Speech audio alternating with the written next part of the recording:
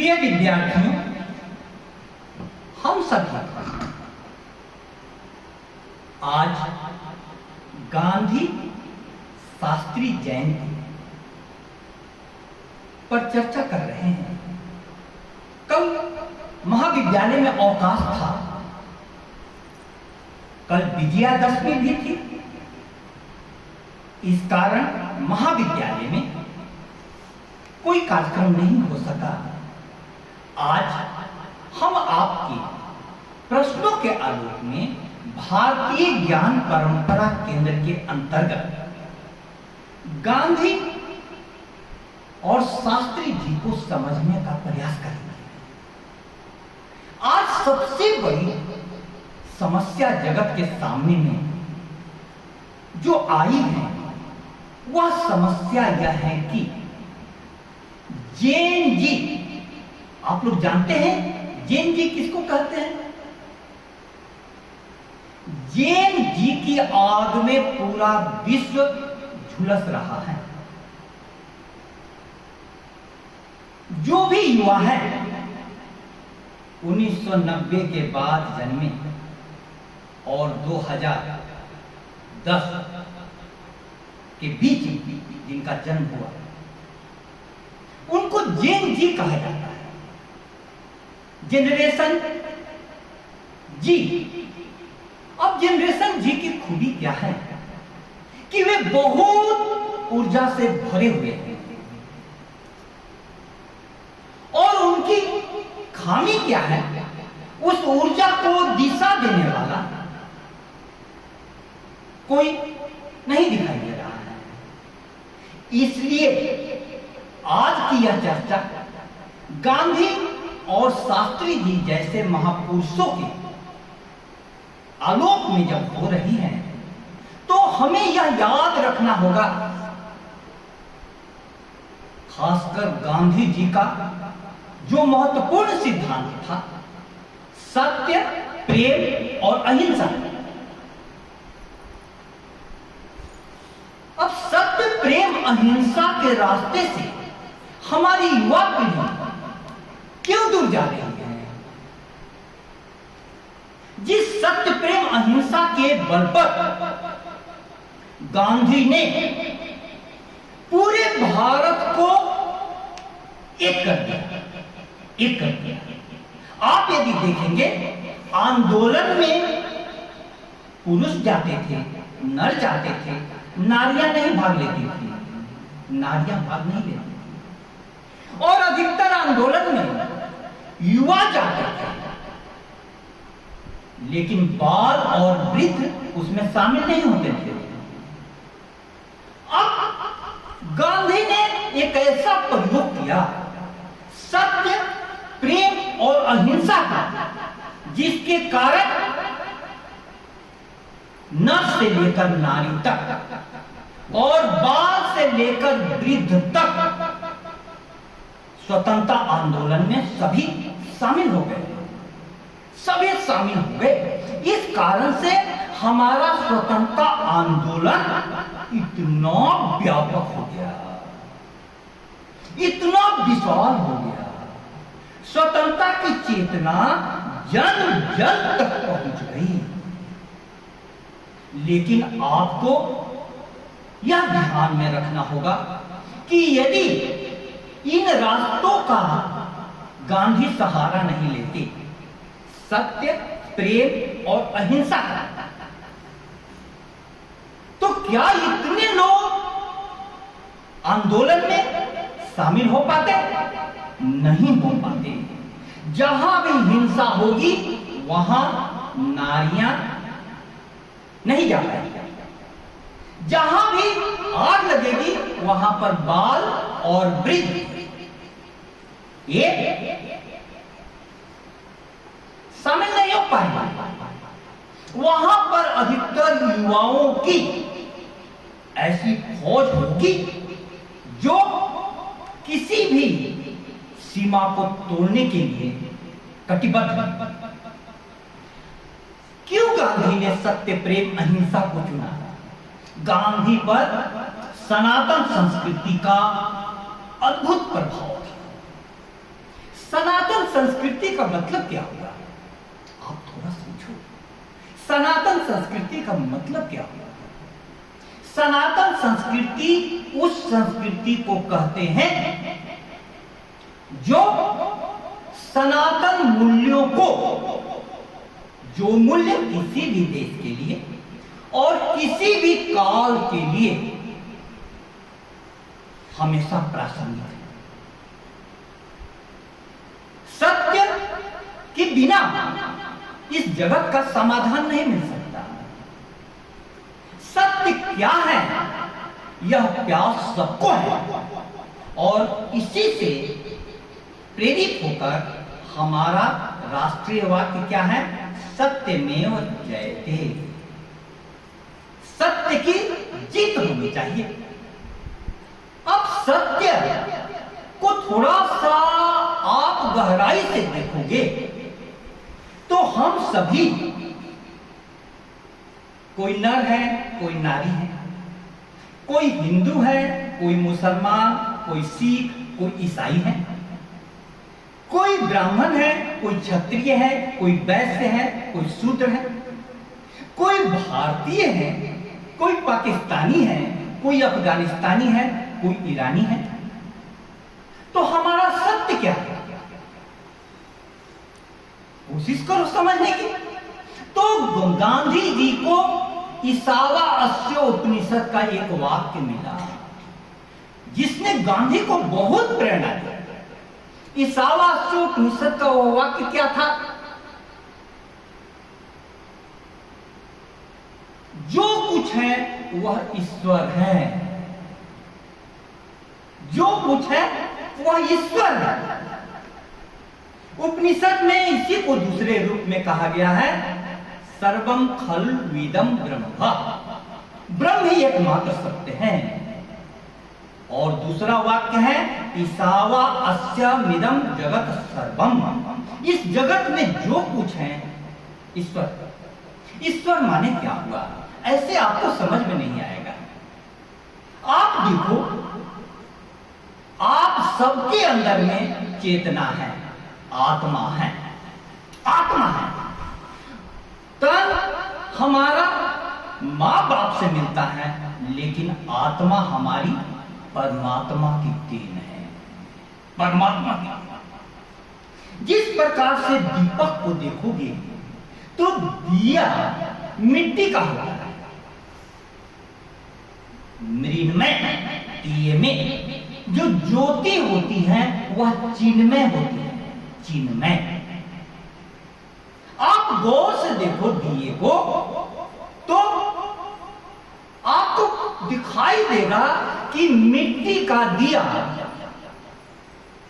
मिट्टी में मिल जाएगा, लेकिन जो ज्योति होती है, ज्योति वह हमेशा ऊपर की ओर जाती है। किधर की ओर? ऊपर की। आप दिए को उल्टा भी करो तो ज्योति किधर की ओर जाएगी? ऊपर की। अर्थात हम सभी के इस मरण धर्मा शरीर में कुछ ऐसा है जो हमेशा ऊपर की ओर जाएगा, वही सत्य है। प्यारे विद्यार्थियों, आप सभी को यह बात गांधी की दिलो दिमाग में बिठानी होगी। अब यदि चेतना हम में भी है, चेतना आप में भी है, आत्मा जिसको कहते हैं हम, सब में वही है, तो क्या हम एक दूसरे से अलग हैं? एकदम अलग नहीं है। लेकिन नर और नारी के बीच में शारीरिक बनावट का फर्क होता है।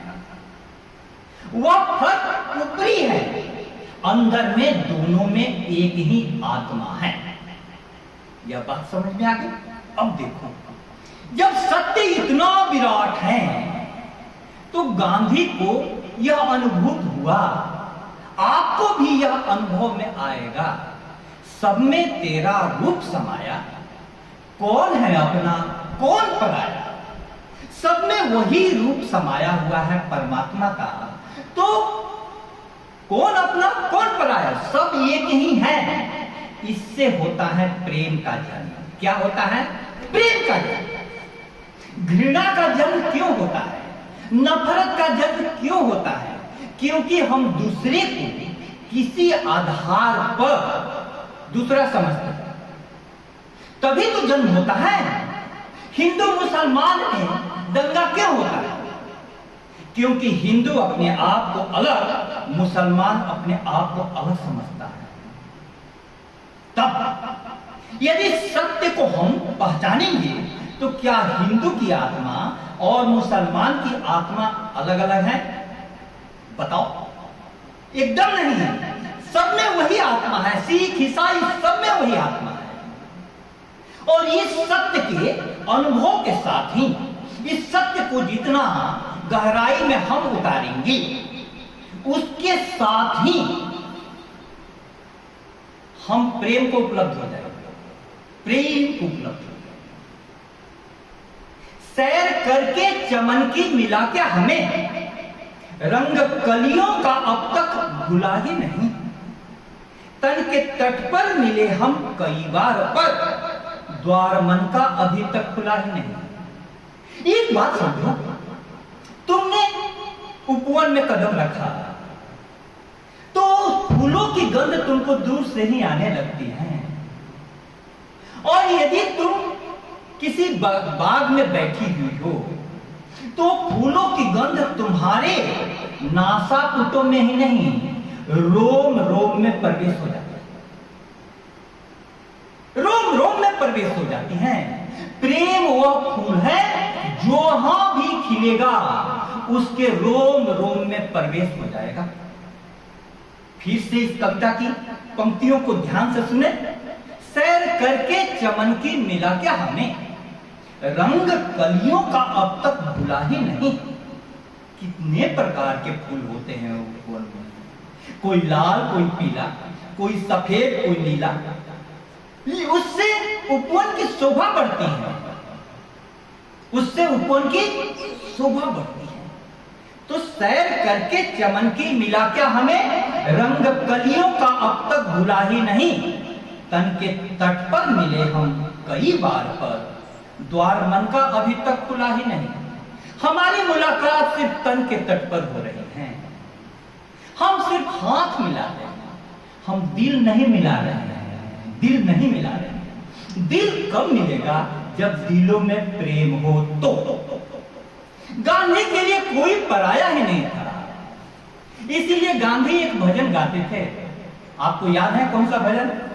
वैष्णव जन तो तेने कहिए, जे पीड़ पराई जाने रे, पर दुखे उपकार करे, पर मन अभिमान न आने रे। भारतीय ज्ञान परंपरा का यह सार तत्व है। किसको वैष्णव जन कहेंगे?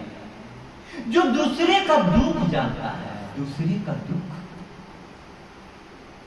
पर दुखे उपकार करे, दूसरे के दुख में उपकार करता है, लेकिन मन में अभिमान नहीं आता। प्रेम, प्रेम। तुम थोड़ा सा जीवन को प्रेम से जी कर देखो, तुम्हारे जीवन की पूरी गुणवत्ता बदल जाएगी, पूरी गुणवत्ता बदल जाएगी। तो सत्य के बाद गांधी का दूसरा रास्ता था प्रेम। सबसे प्रेम करते थे। ब्रिटिश यहां से गए तो गांधी की आंखों में आंसू आ गए। कितना प्रेम करते थे अपने शत्रु से, शत्रु से। तीसरा है अहिंसा। अहिंसा, अहिंसा का अर्थ क्या होता है? अहिंसा का अर्थ होता है हिंसा नहीं करना। हमारे जीवन में कुछ हिंसा वाजिब है। जैसे हम खाते हैं तो साग सब्जी तो खाते ही हैं। साग सब्जी भी सजीव में आते हैं, नहीं आते हैं? जीव तो उसमें भी है, तभी तो बढ़ते हैं, सजीव में आते हैं। लेकिन इस हिंसा से हम इसलिए नहीं बच सकते क्योंकि साग सब्जी नहीं खाएंगे तो हम स्वयं मर जाएंगे। ये हिंसा वाजिब हिंसा है, जिसको कहे मजबूरी में की गई हिंसा है। लेकिन आप यदि मांस खाते हैं किसी दूसरे का, तो यह हिंसा आपके जीवन के लिए अपनाई गई हिंसा नहीं है, आपके टेस्ट के लिए अपनाई गई हिंसा। अब गांधी क्या सोचते थे कि चींटी से लेकर हाथी तक में सब में वही प्राण है, प्राण तो सब में है वही। तो तुमने यदि चींटी को मारा तो तुमने एक प्राण लिया। इसीलिए जैन धर्म में आप देखेंगे कि वे बैठेंगे भी तो अपनी पीछे से उस जगह को बुहार कर बैठेंगे। क्यों? कोई चींटी मत बन जाए। यह तो संवेदना का मामला है। हम कितना संवेदनशील हैं। यदि संवेदनशीलता बढ़ती है तो तुम एक फूल को भी तोड़ करके अपने गजरे में नहीं लगा सकते। संवेदना का मामला है, क्योंकि फूल को भी जब तुमने तोड़ा तो डाली से फूल तो टूट गया, यानी उसके प्राण तो निकल गए। ऐसा संभव नहीं होगा। अहिंसा गांधी को इसलिए सहज लगी क्योंकि सर्वभूतेषु आत्मवत् आत्मवत् सर्वभूतेषु यह पश्यति स पंडितः। संस्कृत का एक लाइन है। अपने समान जो सभी प्राणियों को देखता है वही पंडित। कबीर ने क्या कहा? ढाई आखर प्रेम का पढ़े सो पंडित होय। पोथी पढ़ी पढ़ जन्मुआ पंडित भया नको, यानी प्रेम। तो प्रेम से जो तत्व निकलता है सार रूप में वह क्या है? अहिंसा, अहिंसा, अहिंसा। सत्य प्रेम अहिंसा गांधी के जीवन में इतना था, लेकिन पहले सत्य प्रेम अहिंसा की साधना व्यक्तिगत स्तर पर की जाती थी। प्रिय विद्यार्थियों, इसको आप समझें। व्यक्तिगत स्तर पर लोग हिमालय में जाकर या किसी पहाड़ की कंदराओं में जाकर के सत्य प्रेम अहिंसा की साधना करते थे। गांधी का क्या योगदान था? गांधी ने व्यक्तिगत स्तर पर की जाने वाली साधना को सार्वजनिक जीवन में उतार दिया। उन्होंने स्वतंत्रता संग्राम में उतार दिया। देखो गांधी ने क्या काम किया है, थोड़ा समझो। विद्यार्थियों, आप यदि गांधी के बारे में ठीक से नहीं जानेंगे तो जीवन के बहुत बड़े मूल्यवान तत्व से वंचित हो जाएंगे। एक एक चीज को आप प्रेम से समझिए, एक एक चीज को आप प्रेम से समझिए। तो गांधी ने क्या किया? इसको स्वतंत्रता संग्राम में उतार दिया। इसीलिए गांधी सीधे रोड पर उतर करके जिंदाबाद मुर्दाबाद का नारा नहीं लगाते थे। क्या करते थे गांधी? उन्होंने लोगों को बदलने के लिए सबसे पहले आश्रम की स्थापना। गांधी के आश्रम का नाम आप लोग जानते हैं? देखिए, ये बहुत खतरनाक बात है। आप लोगों ने गाने में नहीं सुना है? दे दी हमें आजादी बिना खड़क बिना ढाल, साबरमती के संत तूने कर दिया कमाल। सुना है? साबरमती, साबरमती आश्रम की उन्होंने स्थापना की। उस आश्रम में प्रार्थना होता था, भजन होता था, व्रत किए जाते थे, उपवास किए जाते थे। ये सब किसके लिए किए जाते थे? आत्मा की शुद्धि के लिए। किसके लिए? आत्मा की शुद्धि। आप बताओ, देश में कितने ऐसे नेता हैं जो भजन करते हो, प्रार्थना करते हो, व्रत करते हो, उपवास करते हो, आत्म शुद्धि की बात करते हो? हैं? नहीं। तो कैसे प्रभाव पड़ेगा? गांधी ने इसको अपने जीवन में उतारा। गांधी की पुस्तक का नाम क्या है? एक पुस्तक का नाम बताओ, तुम लोगों को मालूम रहना चाहिए। हिंद स्वराज। जोर से बोलो बेटा। हिंद स्वराज। हिंद स्वराज। आपका नाम क्या है? ट्विंकल यादव। ट्विंकल। हिंद स्वराज बहुत अच्छा। गांधी की एक और पुस्तक है ऑटोबायोग्राफी, का नाम क्या है? सत्य के साथ मेरे प्रयोग। मेरे साथ जोर से बोलो, सत्य के साथ मेरे प्रयोग। इसको इंग्लिश में कहते हैं माय एक्सपेरिमेंट विथ ट्रूथ। अब इस किताब के बारे में बताऊं जो आपके जीवन को बदल देगा। गांधी जी सत्य के साथ प्रयोग करते। सत्य के साथ मेरे प्रयोग का मतलब क्या हुआ? हम सभी से जीवन में कई प्रकार की गलतियां होती हैं। To err is human. गलती का दूसरा नाम इंसान है। ठीक है? अब गलतियां होती हैं तो उस गलतियों को ध्यान से देखना।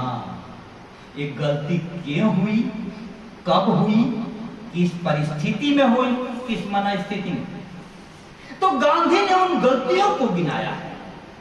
बचपन में उन्होंने किसी से मांगकर घर से चुपके बीड़ी पिया।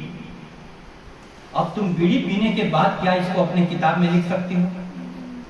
गांधी जी अपने दोस्तों के प्रभाव में आकर के उन्होंने मदिरा सेवन किया। क्या तुम इसको किताब में लिख सकती हो? गांधी जी ऐसे ही कुछ संगति हो गई, बुरी संगति, उसके साथ वे प्रभाव में आकर कोठे पर चले गए। अब देखो, तो गांधी ने जो भी गलतियां की उसका उन्होंने अपने किताब में उल्लेख किया। सत्य के साथ मेरे प्रयोग। अब उस किताब को आपको पढ़ना चाहिए। उस किताब को पढ़ने से आपको क्या शिक्षा मिलेगी? मेरे प्यारे विद्यार्थियों, खुद के खिलाफ खुद से गुजरता हूं रात दिन, तन्हा की तरह खुद में उतरता हूं रात दिन। छोड़ा था कहां खुद को, कहां पा रहा हूं मैं। किस किस से कहूं, कैसे कहूं, कहां जा रहा हूं मैं। आप अपने ही खिलाफ अपने अंदर उतरिए, अपने से ही बोलिए कि आज हमसे एक गलती हुई जो कि नहीं होनी चाहिए थी। तो क्या वो गलती दोबारा होगी? तो गांधी अपने आप को हमेशा देखते थे, जिसको भारतीय संस्कृति ने नाम दिया है स्वाध्याय। स्वाध्याय स्वाध्याय का एक अर्थ होता है सेल्फ स्टडी, अपने से पढ़ो। लेकिन स्वाध्याय का असली अर्थ होता है अपना अध्ययन करना। हमें अपना भी तो अध्ययन करना चाहिए। छोड़ा था कहां खुद को, कहां पा रहा हूं मैं। किस किस से कहूं, कैसे कहूं, कहां जा रहा हूं मैं। नहीं होना चाहिए स्वाध्याय। स्वाध्याय होना चाहिए। तो माय एक्सपेरिमेंट विथ ट्रूथ, सत्य के साथ मेरे प्रयोग, गांधी की पढ़ना। प्यारे विद्यार्थियों, अब आज के संदर्भ में मैं फिर से आऊं उसी मुद्दे पर। अभी भारत में लद्दाख में युवाओं ने आग लगा दी। अब चिंता हो रही है क्योंकि इसके पहले श्रीलंका में युवाओं ने तख्ता पलट दिया, राष्ट्रपति आवास पर कब्जा कर लिया।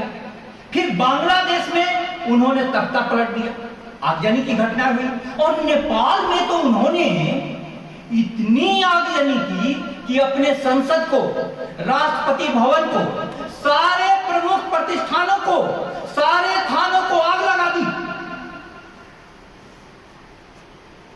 यह आग लगाना कहां तक उचित है? क्या नहीं सोचना चाहिए? सोचना चाहिए। आग लगाने से राष्ट्र की संपत्ति स्वाहा हो जाती है, जो कि वर्षों के बाद बनती है। वो संपत्ति क्षण भर में आपने स्वाहा कर दी। उस आग को लगाने से आपको मिला क्या? आग क्या चीज है ये तब समझे जब आंच हमारे मकान में आई।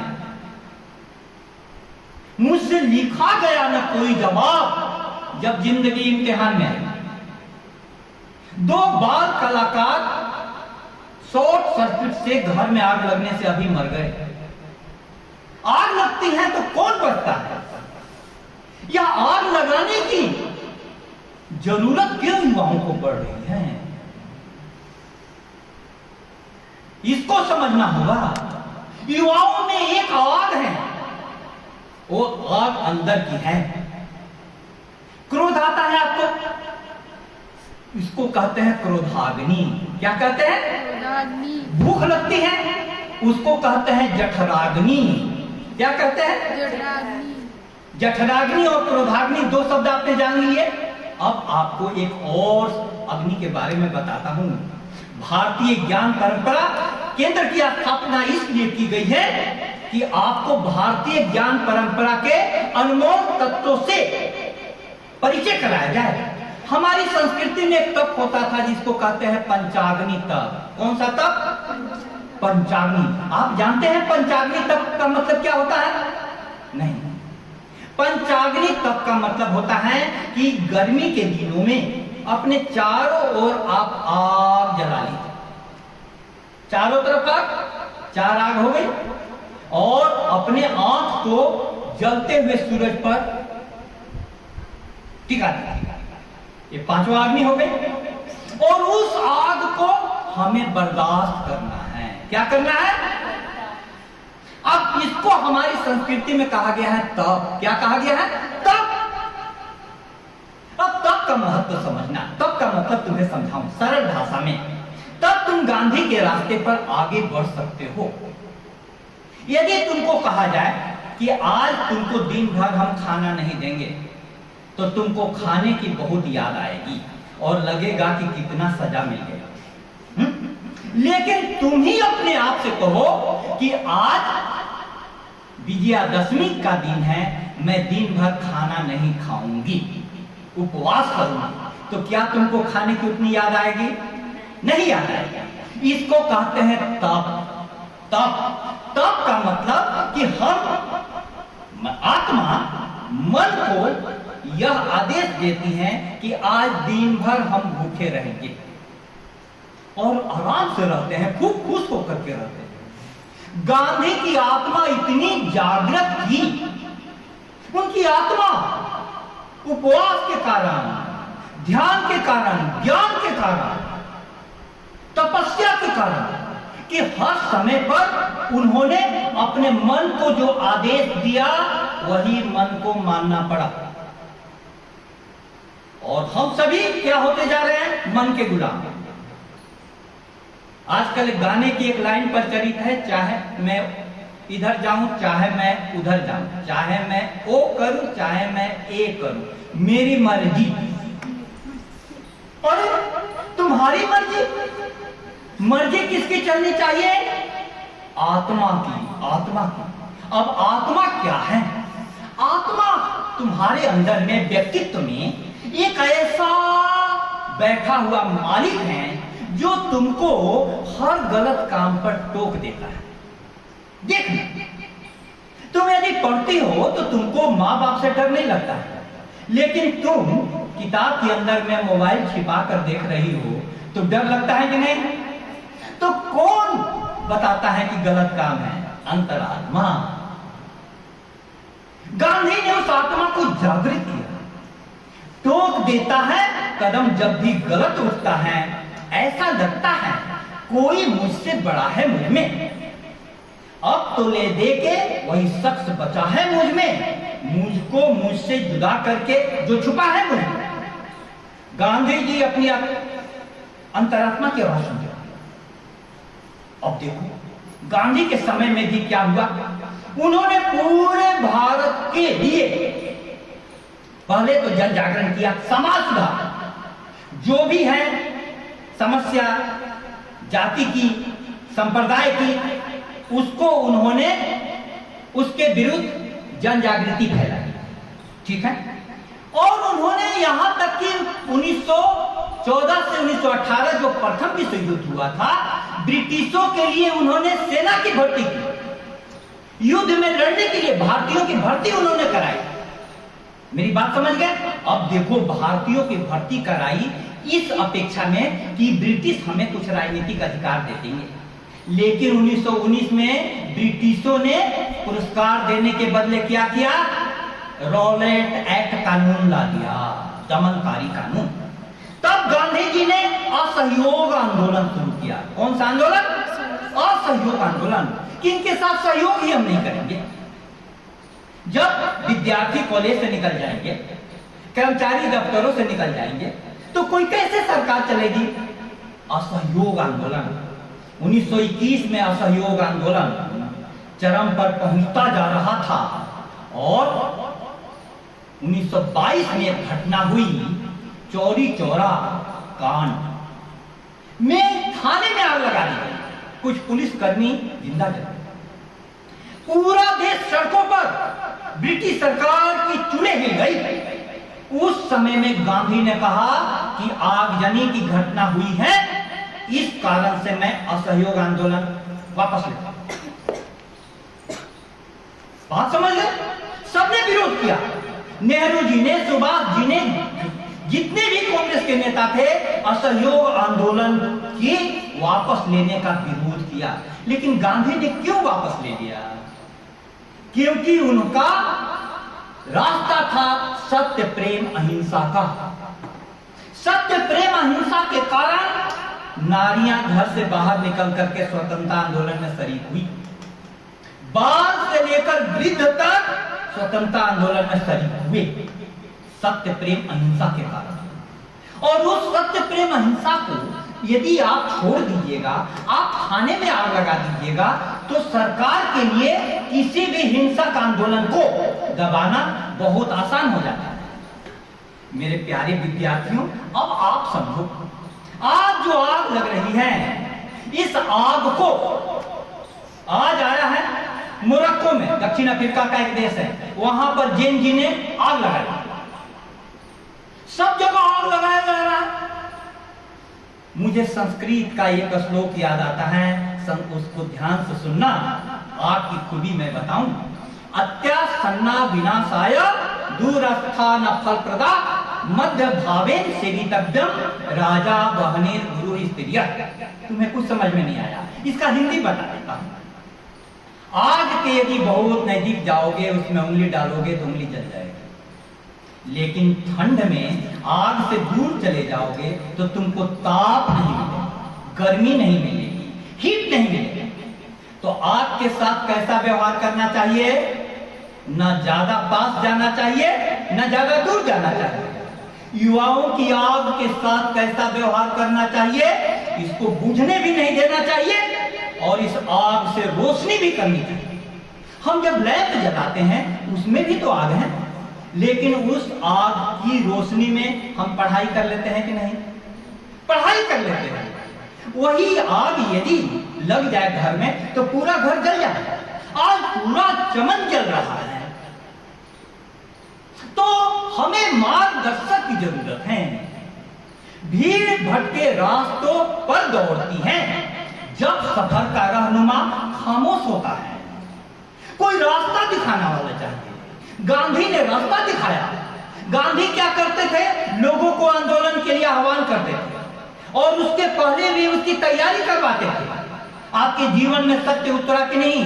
प्रेम उतरा कि नहीं? अहिंसा उतरी कि नहीं?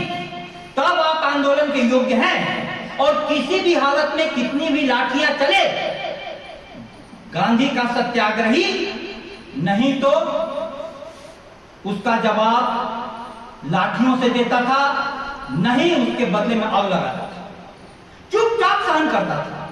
इसका परिणाम क्या होता था? पूरे समाचार पत्र में यह खबर आती थी कि गांधी के अनुयायी इतने अनुशासित हैं और सरकार की आलोचना होती थी। अब प्यारे विद्यार्थियों, आपसे मैं ये कहना चाहता हूं कि फिर से गांधी की जरूरत है। हम शिक्षा जगत में हैं, शिक्षा जगत में कुछ अनूठे प्रयोग हुए हैं। लद्दाख में श्री सोनम वांगचुक जी है, वहां पर बच्चे 90% फेल हो जाते हैं। तो उनकी मान्यता थी कि हर बच्चे को परमात्मा हर आत्मा में कुछ विशेष प्रतिभा देकर भेजती हैं। तो उन्होंने उन 90 90% फेल होने वाले बच्चों की जो भी प्रतिभा थी, उस प्रतिभा को निखारने का प्रयास किया। सीख मोर नामक एक संगठन बनाया, students educational and cultural movement of Ladakh. जानती हो नतीजा क्या हुआ? जहां 90% विद्यार्थी फेल होते थे, वहां से सारे विद्यार्थी पास हो गए। इस आदिवासी क्षेत्र में भी इस प्रकार का कार्यक्रम चलाया जाना चाहिए कि नहीं? तुम लोगों के अंदर में कई प्रकार की प्रतिभाएं हैं। कोई जरूरी नहीं है कि किसी में पढ़ने की ही प्रतिभा हो, किसी में खेलने की प्रतिभा हो सकती है, किसी में नाचने की प्रतिभा हो सकती है, किसी में गाने की प्रतिभा हो सकती है, किसी में खाना बनाने की प्रतिभा हो सकती है। उन सारे प्रतिभाओं को तलाशने की जरूरत है। शिक्षा और शिक्षक का यही काम है। मैं कहना यह चाह रहा हूं प्यारे विद्यार्थियों, एक बार गांधी और जब भी शास्त्री को आप ध्यान से देखेंगे, ये मूल्य याद आएगा।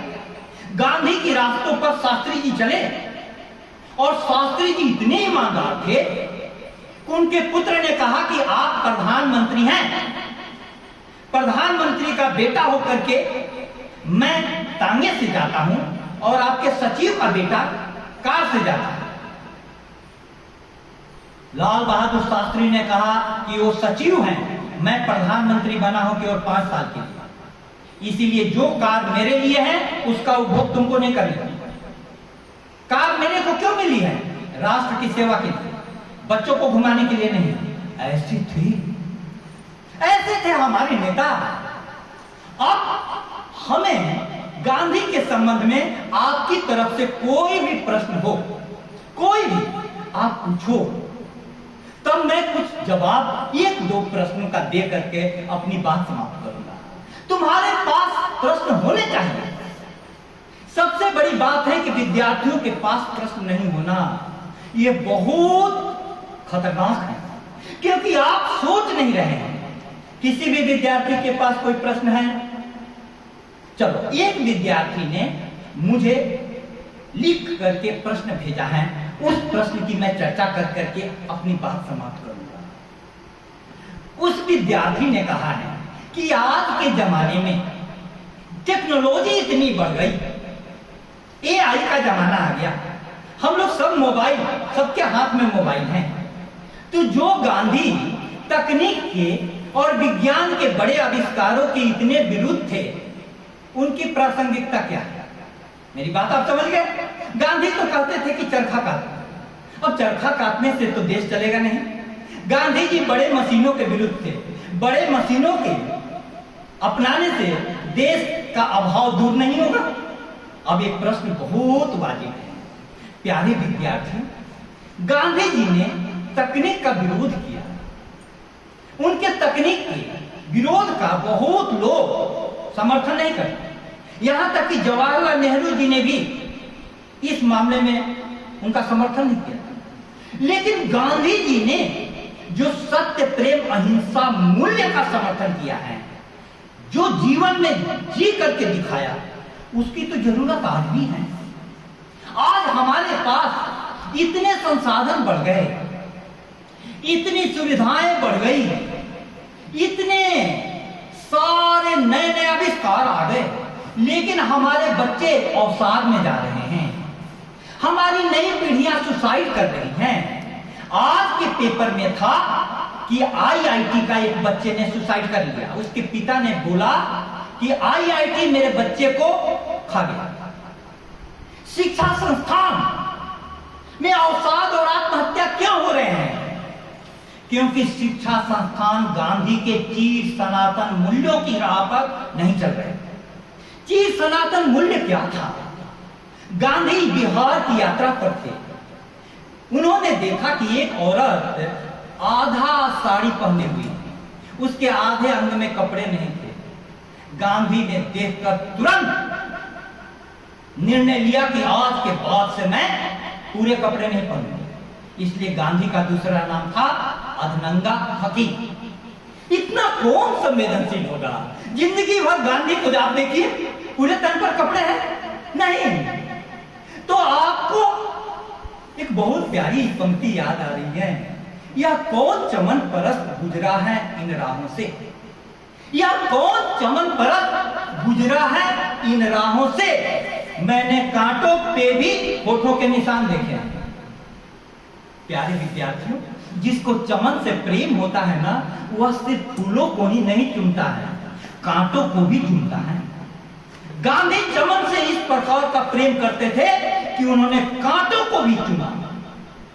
यदि तन पर कपड़े नहीं हैं, हमारे देश की महिला के पास, गांधी जी ने कपड़े आधे कर दिए। गांधी जी की सादगी ऐसी थी कि आप भी उन सादगी को अपनाएंगे। गांधी जी के उपवास को, व्रत को अपनाएंगे तो आपका जीवन गुणात्मक रूप से परिवर्तित हो जाएगा। हम लोगों ने जीवन में कष्टों को महत्व देना छोड़ दिया। कष्टों के महत्व देने का मतलब क्या होता है? मेरे प्यारे विद्यार्थियों, गांधी के याद करते हुए संस्कृत का एक श्लोक सुनाओ। यथा कनकम चतुर्भी परीक्षते निघर्षण छेदन ताप ताड़ने तथा चतुर्भी पुरुषा परीक्षते शिलेन गुणेन कुलेन कर्मणा। इसका हिंदी बता। जिस प्रकार से सोने की परीक्षा घिसकर, छेद कर, ताप देकर और ताड़न पीट कर की जाती है, उसी प्रकार से व्यक्तित्व की परीक्षा शील के द्वारा, गुण के द्वारा, कर्म के द्वारा, कुल के द्वारा, 4 प्रकार से। गांधी जी इसलिए निखर गए कि उनका शील बहुत अच्छा था। शील माने क्या हुआ? हृदय का स्थायी भाव। हृदय का स्थायी भाव। तुम हमेशा हृदय में परमात्मा के प्रति प्रेम जगाए, सत्य की खोज करो। गुण, गांधी जी के पास कितने प्रकार के सहनशीलता गुण था, धैर्य गुण था, कितने प्रकार के। और वे जानते थे कि उनसे एक छोटी गलती होगी, इसका गलत संदेश जाएगा, तो वे अपनी छोटी छोटी गलतियों के लिए भी माफी मांग लेते थे और उसमें सुधार कर लेते थे। आज भारत एक बहुत बड़े संकट के दौर से गुजर रहा है। यहाँ के युवाओं को आदर्श चाहिए, उनमें ऊर्जा है, उनके जीवन में कोई उद्देश्य देने वाला चाहिए। आप जब अपने जीवन को ऊंचाइयों पर ले जाने के लिए संघर्ष करते हैं तो फिर से गांधी पैदा हो जाता है। वह गांधी आप में भी छुपा हुआ है, लेकिन आपको भी सत्य, प्रेम, अहिंसा के रास्ते पर चलने का संकल्प करना होगा।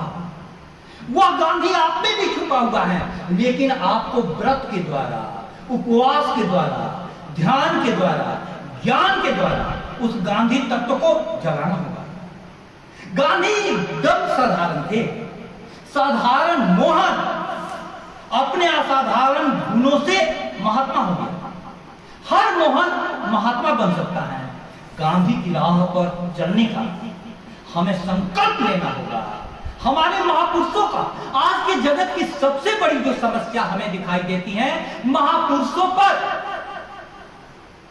उल्टे सीधे आरोप लगाए जा रहे हैं। मैं कहना चाहता हूं कि महापुरुष किसी भी जाति के हों, किसी भी धर्म के हों, किसी भी क्षेत्र के हों, किसी भी काल के हों, उन महापुरुषों के सद्गुणों से हमारा जीवन समृद्ध हो सकता है। हमारा जीवन समृद्ध हो सकता है। उन महापुरुषों के सद्गुणों को अपनाने का संकल्प ही आज के दिन की सार्थकता है। बहुत बहुत धन्यवाद।